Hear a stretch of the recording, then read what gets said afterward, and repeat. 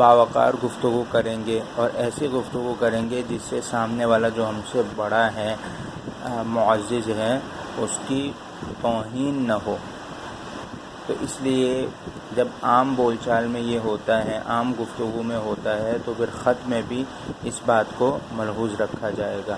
اور اسی طرح تیسری جو ہدایت ہیں وہ خط میں ہمیشہ مختصر الفاظ لکھے جاتے ہیں، اور جو مقصودی بات ہوتی ہے، جو مقصد ہوتا ہے بات، یعنی کہ بات کرنے کا جو مقصد، خط لکھنے کا جو مقصد ہوتا ہے، یعنی کسی چیز کے بارے میں ہم بات کریں گے تو اس چیز کے بارے میں مختصر ہم الفاظ لکھیں گے تاکہ خط پڑھنے والے کا وقت ضائع نہ ہو۔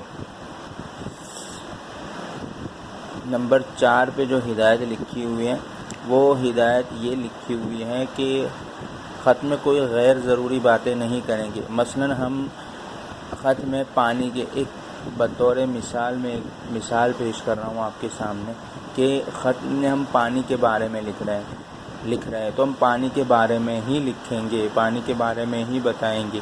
یہ نہیں ہے کہ ہم پانی کو چھوڑ کر ہوا کے بارے میں بتانے لگ جائے، آگ کے بارے میں بتانے لگ جائے۔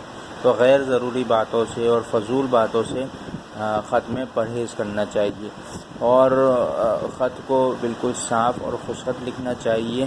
آخر میں جو ہے وہ یہ ہے کہ آپ اپنے چھوٹے چھوٹے جملوں پر مرتب کریں گے، بڑے جملے نہیں بنائیں گے۔ بڑے جملے اگر بنائیں گے تو اس سے الجھن اور پریشانی ہوگی، خط پڑھنے والا کنفیوز ہو جائے گا۔ ٹھیک ہے، تو یہ کچھ ہدایات ہے، ان ہدایات کو اچھی طرح ذہن میں رکھے۔ آپ کی کتاب میں بھی یہ ہدایت لکھی ہوئی ہیں۔ پھر نیچے دیکھیں خط کے حصے، خط کے کتنے حصے ہوتے ہیں؟ تقریباً یہاں پر 6 حصے ہیں۔ تو اب دیکھیں 6 حصے ہیں، تو سب سے پہلے سرنامہ، خط لکھنے والے کا پتہ مع تاریخ، یہ ہے۔